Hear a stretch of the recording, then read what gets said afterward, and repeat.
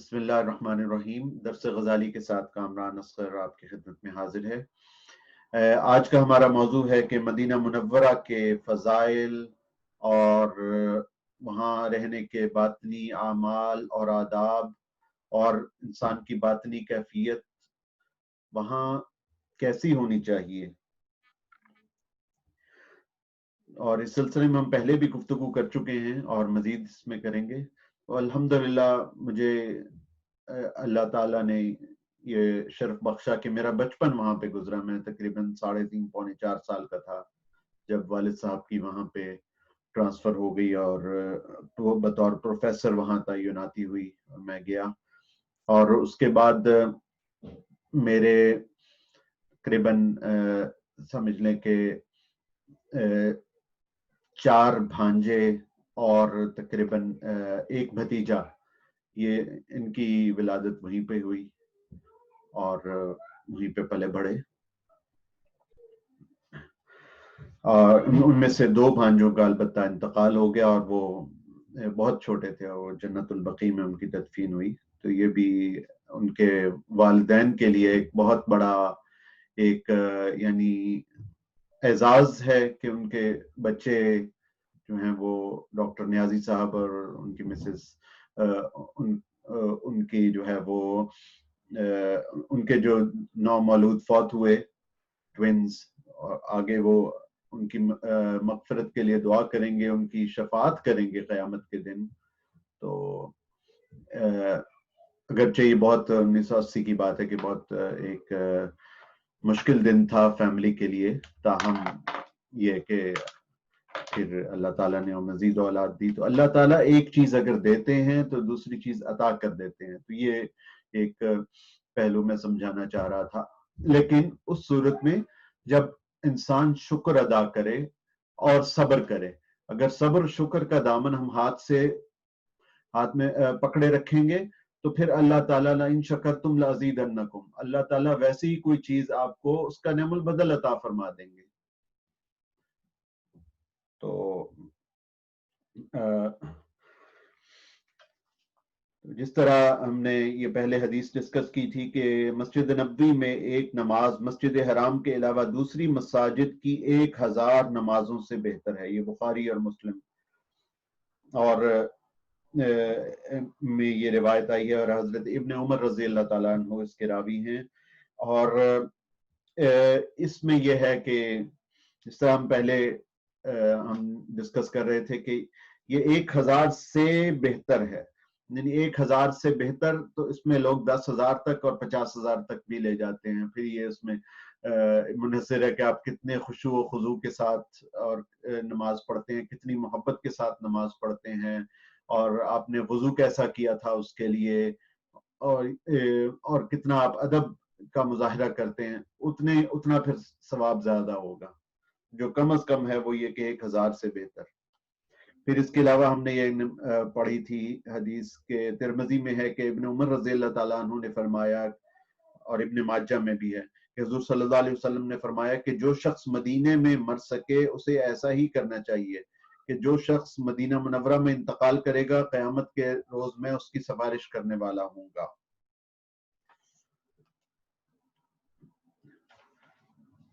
तो कितनी फजीलत आई है मदीना मुनव्वरा की अहादीस से मुबारका में।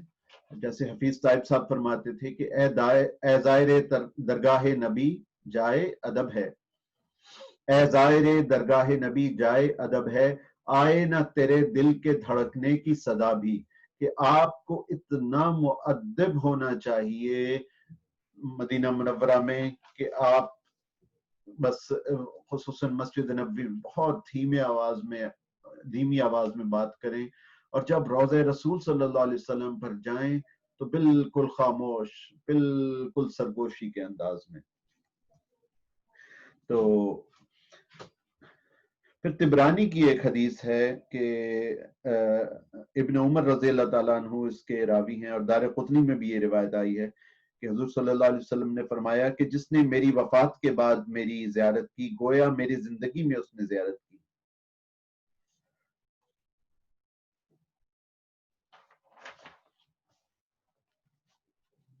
پھر اس کے بعد جو سلام امام غزالی رحمۃ اللہ علیہ نے اپنی کتاب میں لکھا ہے کہ کن الفاظ میں سلام کیا جائے، اس میں ہے السلام علیکہ یا رسول اللہ، السلام علیکہ یا نبی اللہ، السلام علیکہ یا امین اللہ، السلام علیکہ یا حبیب اللہ، اور کافی لمبا سلام ہے۔ اور اس کے بعد پھر آپ جو ہیں وہ جو خلفائے رسول ہیں، جو ہمارے آقا اور مولا ہیں، وہ بھی حضرت ابو بکر رضی اللہ تعالیٰ عنہ اور حضرت عمر رضی اللہ تعالیٰ عنہ، ان پر سلام کیا جائے۔ السلام علیکما یا وزیرئی رسول اللہ صلی اللہ علیہ وسلم، کہ اے دونوں، آپ دونوں پر سلامتی ہو، اے رسول اللہ صلی اللہ علیہ وسلم کے وزیروں، وزراء، یعنی وزیرئی، وزیران، یعنی دو وزیر جو ہیں، تثنیہ کا صیغہ ہے، تو اے دونوں وزیر، آپ پر اللہ تعالیٰ کی سلامتی ہو۔ اور والمعاونین لہو علی القیام بالدین، کہ آپ حضور صلی اللہ علیہ وسلم کے مددگار رہے جب تک آپ حیات رہے دین پھیلانے میں۔ المعاونین لہو علی القیام الدین ما دام حیا والقائمین فی امتہ بعدہ بامور الدین تتبعان فی ذلک آثارہ وتعملان بسنتہ۔ تو آپ کے بعد آپ دونوں نے دین کے امور انجام دیے اور آپ کے آثار کا صلی اللہ علیہ وسلم اتباع کیا اور آپ کی سنت پر عمل کیا، اور اللہ تعالی آپ دونوں کو اس سے بہتر جزا دے۔ فجزاکم اللہ، آپ دونوں کو اللہ تعالیٰ اس سے بہتر جزا دے۔ ما جزا وزیرئی نبی عن دینے، کہ جو اس نے کسی بھی نبی کے وزیروں کو، خلفاء کو اس کے دین کی طرف سے دی ہو۔ تو یہ بھی ایک طریقہ ہے کہ دونوں پر اکٹھے سلامتی بھیج دی جائے، اور دوسرا یہ ہے کہ جو بہت ساری کتب میں لکھا ہوا ہے کہ السلام علیکہ یا سیدی یا ابا بکر صدیق، السلام علیکہ یا سیدی یا عمر بن الخطاب، تو نام لے کر بھی آپ کہہ سکتے ہیں۔ لیکن آپ یہ دیکھیے کہ نام، یہ بھی ایک ادب کا تقاضا ہے، یہ بھی بات کر لیتے ہیں کہ یہ جو پورا سلام لکھا ہے، اور میں کوشش کروں گا کہ یہ سلام کسی علیحدہ ریکارڈنگ میں یہ پورا سلام ریکارڈ کروا دوں اور ترجمے کے ساتھ۔ تو اس پورے سلام میں کہیں مجھے نام نظر نہیں آیا حضور صلی اللہ علیہ وآلہ وسلم کا، اور حضرت ابو بکر صدیق رضی اللہ تعالیٰ عنہ کا، اور حضرت عمر فاروق رضی اللہ تعالیٰ عنہ کا۔ یعنی جب ان کو مخاطب کیا امام غزالی نے تو نام لے کر مخاطب نہیں کیا۔ تو کوئی بھی بزرگ ہو، استاد ہو، ماں باپ ہو، کوئی بھی بڑا ہو آپ سے، کوئی بڑا رشتہ دار ہو، بڑا بھائی ہو، ادب یہی ہے کہ نام لے کر مخاطب نہ کیا جائے، بلکہ کہا جائے سر، استاد گرامی۔ تو جو پہلے سلام تھا اس میں ادب یہ تھا کہ السلام علیکہ یا رسول اللہ، السلام علیکہ یا نبی اللہ، یہاں پہ حضور صلی اللہ علیہ وسلم کا نام نہیں آیا۔ ابو القاسم ضرور آیا، السلام علیکم یا ابو القاسم، جو کہ کنیت ہے، اور صفاتی نام بہت سارے آئے آگے، السلام علیکہ یا عاقب، السلام علیکہ یا حاشر، السلام علیکہ یا بشیر، السلام علیکہ یا نذیر۔ تو اس کے بعد جب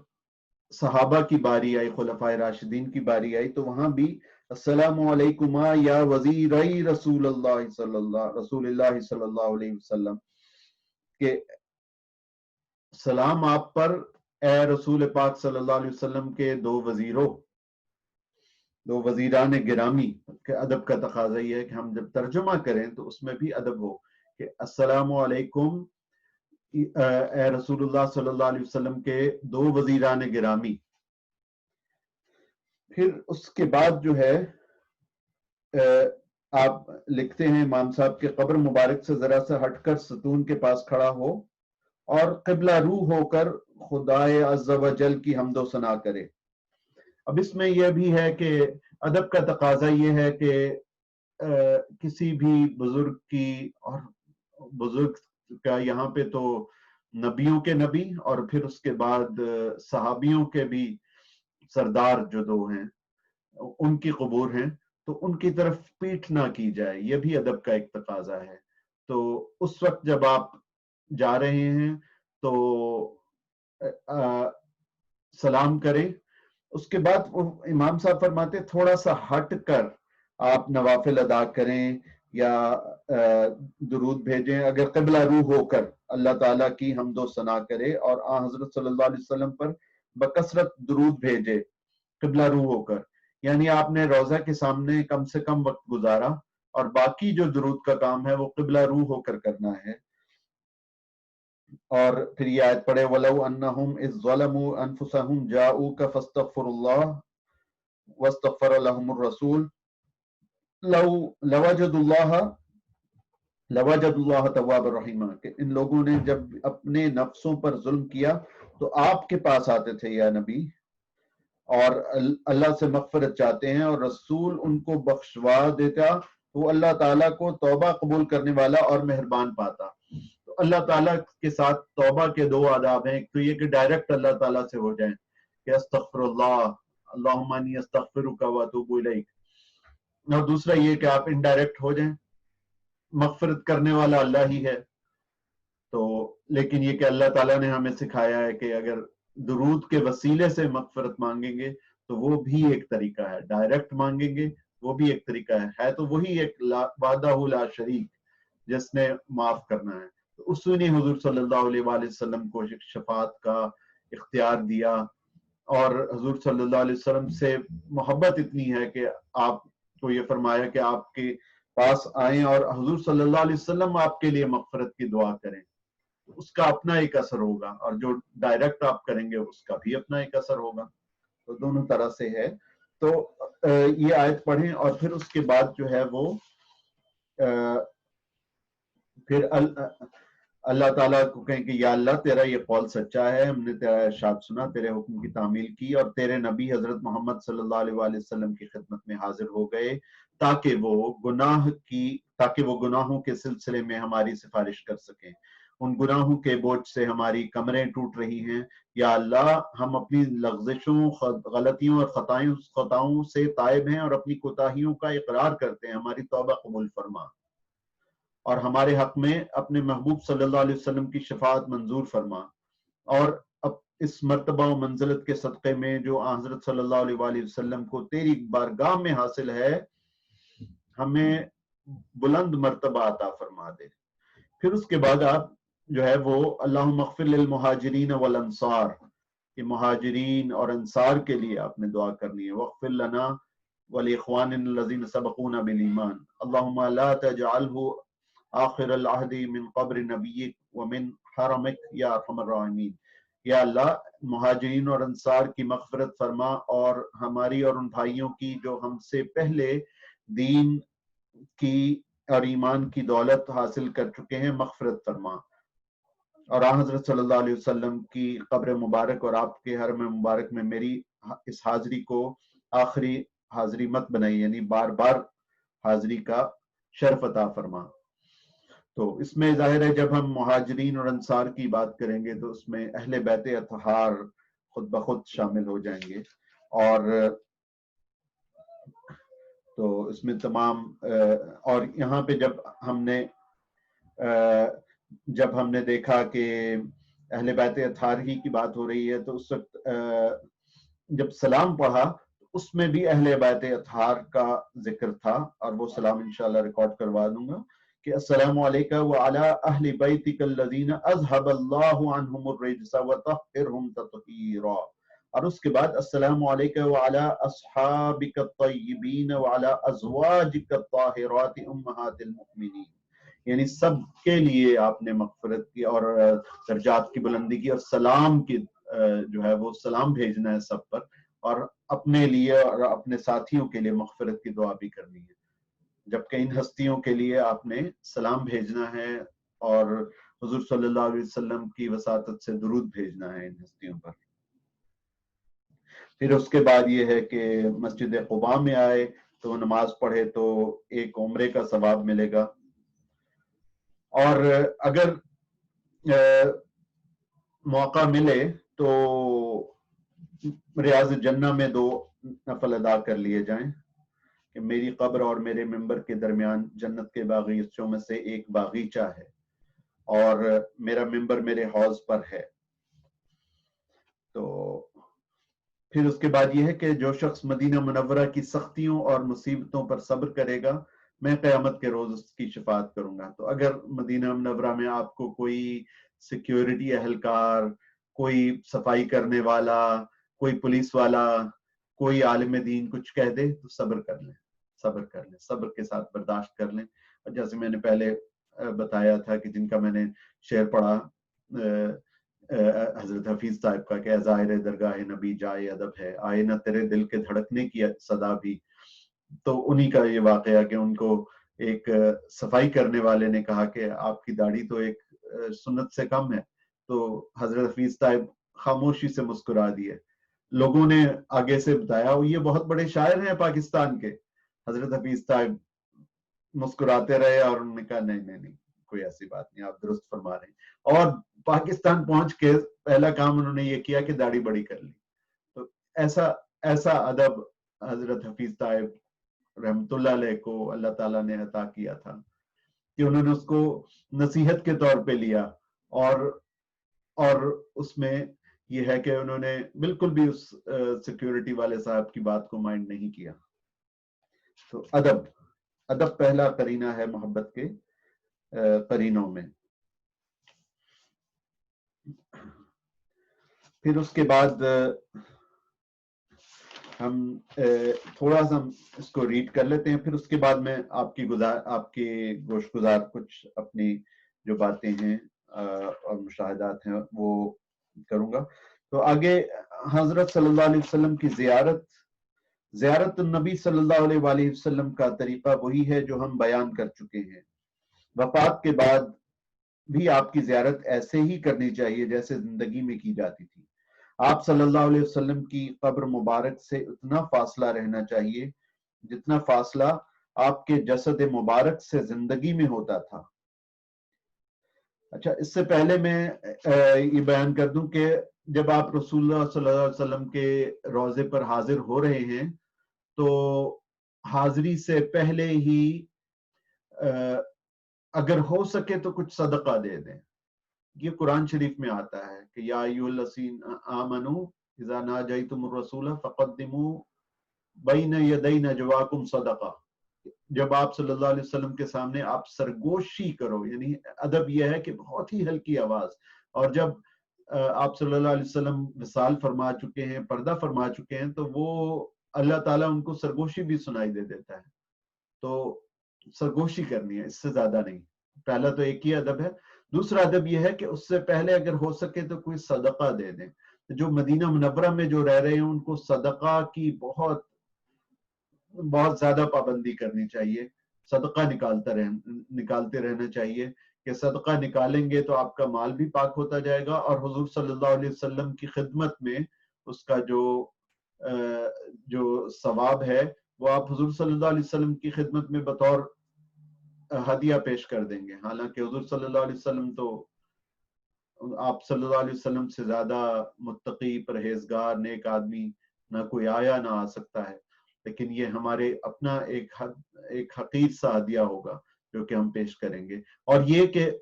یہ صدقہ اس لیے بھی دیا جاتا ہے کہ تاکہ ہمارے باطن کی تطہیر ہو جائے اور ہمارے گناہ جھڑ جائیں، اور جب ہم جائیں تو تھوڑا سا نسبتاً اس وقت کے لیے تھوڑا سا پاک صاف ہو کے جائیں، یعنی باطنی پاکیزگی اختیار کر کے جائیں۔ ظاہری پاکیزگی تو آپ نے کر لی کہ وضو کر لیا اور وضو کے بعد آپ اندر چلے گئے، پھر اس کے بعد باطنی پاکیزگی کے لیے پھر یہ ہے کہ آپ نے جو ہے وہ صدقہ کیا اور گناہوں سے بچنے کی کوشش کی، اور جو آپ سے گناہ ہوئے ہیں پچھلی حاضری اور اب کی حاضری کے درمیان وہ تاکہ جھڑ جائیں اس دوران۔ تو یہ ایک بہتر ہے، اور بہت روزانہ کی بنیاد پہ صدقہ دینا شاید مشکل ہو جائے، لیکن وقتاً فوقتاً نکالتے رہنا چاہیے۔ اور بہت سے لوگوں کو میں نے دیکھا کہ جو ڈیوٹی پر، خدمت پر جو مامور اہلکار ہیں، جو کہ امور حرمین کمیٹی کی جانب سے اپوائنٹ کردہ ہیں، تو وہ ان کو کچھ صدقہ کی رقم پکڑا دیتے ہیں، 5-10 ریال، اور یہ بھی ٹھیک ہے، باہر نکل کے پکڑا دیے، ضروری نہیں کہ پہلے ہی ہو، باہر نکل کے آپ کو کوئی اہلکار نظر آیا، کیونکہ ان کی تنخواہیں بہت زیادہ نہیں ہوتی، تو اگر آپ ان کی خدمت کر دیں گے تو وہ اللہ بھی خوش ہوگا، اور اس کے رسول صلی اللہ علیہ وآلہ وسلم وہ بھی خوش ہوں گے کہ آپ نے ان کی جو خدمت گار ہیں مسجد نبوی کے، ان کی آپ نے مدد کی ہے، پھر آپ نے خوشبو لگائی ہو، اچھے پاک صاف ستھرے ہو کے، کہ حضور صلی اللہ علیہ وسلم کو آپ کی آمد سے کوئی تکلیف نہ ہو، اور کوشش کریں سر ڈھانپ کے جائیں، اور ادب کا تقاضا یہی ہے، لیکن بہرحال اگر نہ بھی ہو تو بھی لوگ جاتے ہیں اور حاضری دینے میں حرج نہیں ہے، لیکن ادب یہ ہے کہ اگر سر ڈھانکا ہو تو بہت بہتر ہے۔ تو پھر یہ ہے کہ جیسے یہ کہہ رہے تھے کہ حضور صلی اللہ علیہ وسلم کے جسم مبارک کو چھونا، بوسہ دینا وغیرہ خلاف ادب سمجھتے ہو، اسی طرح وفات کے بعد بھی ان چیزوں کو خلاف ادب سمجھو۔ تو یہ جو حکومت سعودی عرب نے یہ جو ایک پابندی لگائی ہوئی ہے کہ ایک فاصلہ کر دیا ہے قبر مبارک اور خصوصاً اور اس کے بعد جالیوں سے بھی، یہ ہماری ہی بہتری کے لیے کیا ہے، یہ ادب کا تقاضا ہے۔ اور جو ہمارے معروف عالم دین ہے پروفیسر ڈاکٹر محمد طاہر القادری، وہ بھی اس بات کی حمایت کرتے ہیں کہ یہ ادب کا تقاضا ہے کہ آپ فاصلے سے فاصلہ اختیار کریں، کیونکہ اگر ہم بہت زیادہ جالیوں کو اگر ہم اشعار کی صورت میں تو ہم چوم لیتے ہیں، لیکن حقیقت میں اگر ہم چومنا شروع کر دیں تو وہ پھر بے ادبی ہو جائے گی۔ تو ہم نے بہت ادب کے ساتھ، اور اب تو اتنا رش ہوتا ہے کہ آپ باب البقیع سے داخل ہوئے اور بالکل ایک ون وے ٹریفک ہے، اور آپ نے چلتے جانا ہے، چلتے جانا ہے، چلتے جانا ہے۔ اب وہ زمانہ نہیں ہے کہ آپ کہیں ہٹ کے آپ دو نفل پڑھ سکیں گے، اب آپ سیدھے چلتے جائیں گے، اور اس کے بعد راستے میں رکنا نہیں ہے، اگر راستے میں کہیں کوئی تھوڑی سی جگہ ہے جہاں پہ آپ رک سکتے ہیں، کسی کو تکلیف نہیں ہو رہی تو، کسی کو دھکے نہیں لگ رہے تو 1 سے 2 منٹ کے لیے رک جائیں، اس سے زیادہ نہ رکیں۔ فوٹو نہیں لینی، فوٹو سے آقا صلی اللہ علیہ وسلم کو تکلیف ہوگی۔ ہم وہاں پہ سلام پیش کرنے کے لیے آئے ہیں، یا ریاکاری کے لیے آئے ہیں، یا تکلیف دینے کے لیے آئے ہیں؟ فوٹو نہیں بنانی۔ فوٹو آپ سعودیہ کے جو سنن نبویہ چینل ہے اس کا اسکرین شاٹ لے لیں بعد میں، جو آٹومیٹک کیمروں سے وہ دن میں کئی دفعہ وہاں پہ جو ہے وہ روضہ رسول صلی اللہ علیہ وسلم کو وہ فوکس کرتے ہیں، اور ان کے جو ٹی وی کے کمنٹیٹر ہیں وہ پھر باقاعدہ ان الفاظ کے ساتھ سلام پیش کرتے ہیں کہ الصلاۃ والسلام علیکہ یا رسول اللہ، الصلاۃ والسلام علیکہ یا حبیب اللہ، الصلاۃ والسلام علیکہ یا خلیفۃ رسول اللہ یا ابا بکر صدیق، الصلاۃ والسلام علیکہ یا سیدی یا عمر بن الخطاب۔ تو یہ ساری چیزیں، اور اس میں فوکس کیا جاتا ہے ان ویڈیوز میں، آپ وہاں سے اسکرین شاٹ لے لیں، لیکن اپنے کیمرے سے خدا را تصویر نہ لیں، اس سے لوگوں کو بھی تکلیف ہوتی ہے، خصوصاً فلیش کے ساتھ بالکل بھی نہیں، اور فلیش کے بغیر بھی نہیں۔ یہ ادب کا تقاضا یہی ہے۔ تو یہی امام صاحب اس زمانے میں فرما رہے ہیں کہ جب کیمرے نہیں ہوتے تھے کہ قبر مبارک کو ہاتھ مت لگاؤ، نہ بوسہ دو، دور کھڑے ہو کر متوجہ رہو۔ تو مزارات وغیرہ کو بوسہ دینا یہود و نصارہ کی عادت ہے، تو آگے یہ بھی ایک ادب سکھا رہے ہیں کہ کوئی بھی مزار ہو تو اس کو بوسہ نہ دیا جائے، مزار کی قدم بوسی، اس کو بہت سارے علماء نے اور جو ہے وہ اس کی حوصلہ شکنی کی ہے، یا اس کو بہت پسند نہیں کیا۔ تو اس میں علماء دیوبند اور علماء بریلی بھی شامل ہیں کہ اگرچہ کچھ نے اجازت دی ہے، لیکن اکثر یہ کہتے ہیں کہ مزار پہ قدم بوسی سے پرہیز کیا جائے وہی بہتر ہے. اور اگر سجدہ ہو گیا تو وہ تو پھر کسی بھی مزار پہ جا کے اگر آپ نے سجدہ کر دیا، پیشانی ٹیک دی، سجدہ تعظیمی کیا تو قطعاً حرام ہے. اور اگر عبادت کی نیت سے کیا تو کھلا شرک ہے. اور سجدہ تعظیمی کیا تو اس میں بھی ایک خفیہ ایک شرک کا پہلو ہوتا ہے. تو ایسی باتیں نہیں کرنی کہیں بھی، کسی قبر پہ بھی جائے. تو کہتے ہیں کہ مزارات وغیرہ کو بوسہ دینا یہود و نصارہ کی عادت ہے، اس سے گریز کرو. یہ بات ذہن میں رکھنی چاہیے کہ حضرت صلی اللہ علیہ وسلم کو تمہاری حاضری، تمہارے قیام اور تمہاری زیارت کا علم ہوتا ہے. امام غزالی فرما رہے ہیں تمہارا درود السلام بھی آپ کی خدمت میں پہنچایا جاتا ہے. اس لیے جب روضہ اطہر پر حاضری دو تو تصور کر لیا کرو کہ حضرت صلی اللہ علیہ وسلم اپنی لحد میں ہمارے سامنے تشریف فرمایا. اپنی لحد مبارک میں سرکار دو عالم صلی اللہ علیہ وسلم ارشاد فرماتے ہیں کہ اللہ تعالیٰ نے میری قبر میں ایک فرشتہ مقرر کر دیا ہے جو مجھ تک میری امت کے لوگوں کا سلام پہنچاتا ہے. اور یہ نسائی کی اور ابن حبان اور حاکم کی روایت ہے. اور عبداللہ ابن مسعود رضی اللہ تعالیٰ عنہ اس کے راوی ہیں. پھر اس کے بعد سرکار صلی اللہ علیہ وسلم کا یہ فرمان، اور پھر اس کے بعد یہ حدیث اس شخص سے متعلق ہے جو آپ کی قبر پر حاضر نہ ہوا ہو. امام صاحب فرماتے ہیں نہیں، جو حاضر ہو گیا تو وہ اس کے سامنے تو حضور صلی اللہ علیہ وسلم بھی ایک طرح سے حاضر ہی ہوں گے وہاں پہ، لیکن جو دور ہے اس پر سلام پہنچایا جائے گا. تو اب یہ ہے کہ یعنی جب ہم قبر پہ سامنے ہیں تو پھر تو بہت یہ یعنی ایک نص قطعی ہے کہ حضور صلی اللہ علیہ وسلم سن رہے ہیں ہماری آواز اس وقت. بہت ادب اور کم سے کم ٹائم سپینڈ کریں. اب زیادہ ٹائم کہاں سپینڈ کرنا ہے وہ میں آپ کو بتا دیتا ہوں، لیکن جب آپ گزر رہے ہیں خصوصاً آج کے حالات میں تو بس گزرتے جائیں، چھوٹا سا 2-3 سطر کا سلام. اور سلام جو میں نے لاسٹ ٹائم 2018 میں اپنے اس وقت کے مرشد جناب نسیم صدیقی صاحب کے ساتھ گیا تو میں تو جیسے باب السلام سے انٹر ہوئے ساتھ ہی سلام پیش کرنا شروع کر دیا تاکہ وہ جتنا عرصہ ہم گزر رہے ہیں وہ سارا سلام میں گزرے. اور حضور صلی اللہ علیہ وسلم کی قبر مبارک کے سامنے بس گزرے اور سلام کے 1-2 الفاظ کہے، 1-2 جملے کہے، اور پھر اس کے بعد جو ہے وہ اسی طرح 1-2 فقروں میں صحابہ کرام خلفائے راشدین پر سلام بھیجا اور آگے گزر گئے. اپنی ہستی کو مٹا کے جائیں، ہم کچھ نہیں ہیں، ہماری حیثیت کچھ نہیں ہے. تو پھر یہ حدیث ہے کہ جو شخص مجھ پر ایک دفعہ درود بھیجتا ہے اللہ تعالیٰ اس پر 10 مرتبہ رحمتیں نازل فرماتے ہیں. من صلی علیہ واحد صلی اللہ علیہ عشرن. مسلم میں آئی ہے یہ حدیث، اور ابو ہریرہ رضی اللہ تعالیٰ عنہ اور ابن عمر رضی اللہ تعالیٰ عنہ اس کے راوی ہیں. تو امام صاحب فرماتے ہیں کہ یہ تو اس شخص کا ثواب ہے 10 رحمتیں کہ جو دور سے سلام بھیج رہا ہے، اور جو بنفس نفیس مشقتیں برداشت کرتا ہوا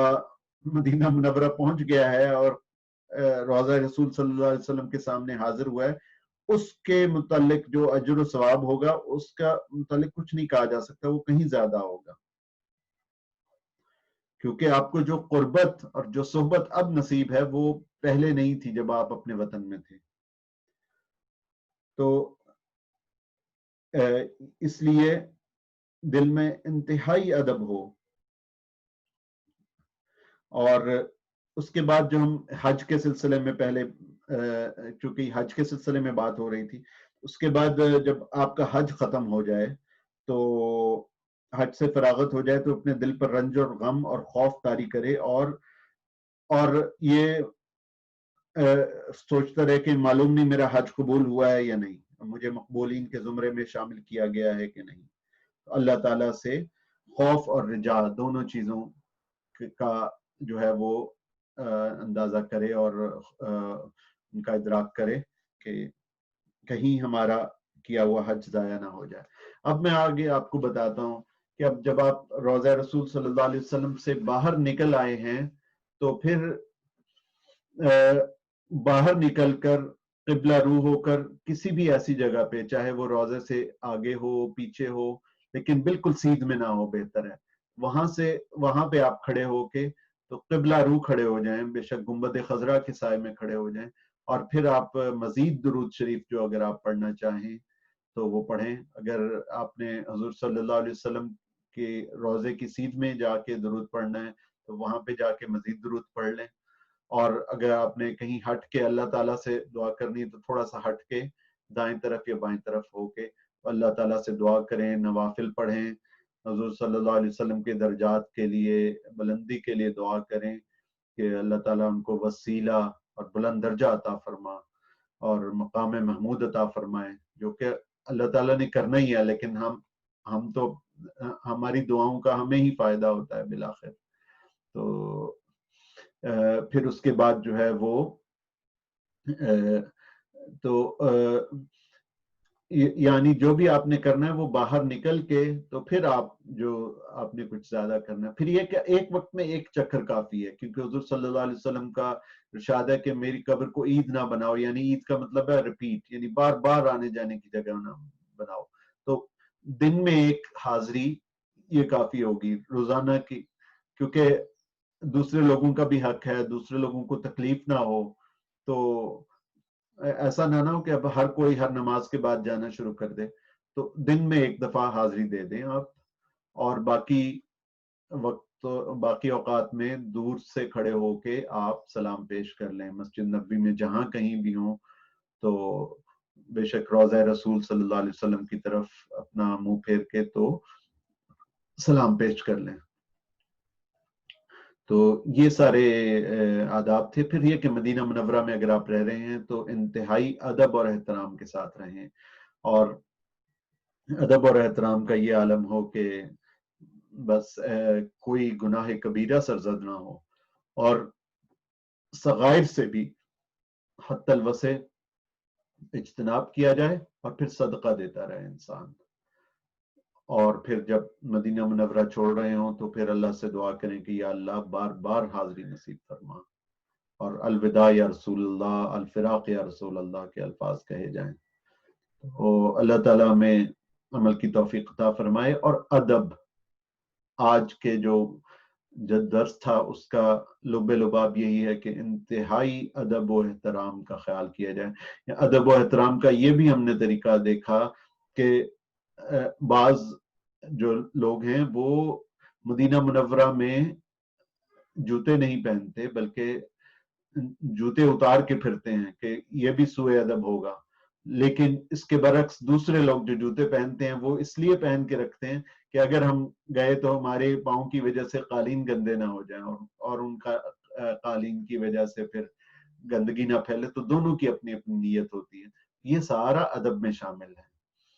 تو اللہ تعالیٰ ہمیں ادب کی توفیق عطا فرمائے، اور اگر کوئی آج کے درس میں کوئی بے ادبی ہو گئی، کوئی کمی رہ گئی تو اللہ تعالیٰ معاف فرمائے۔ اور وآخر دعوانا ان الحمد للہ رب العالمین، والصلاة والسلام علی اشرف الانبیاء والمرسلین۔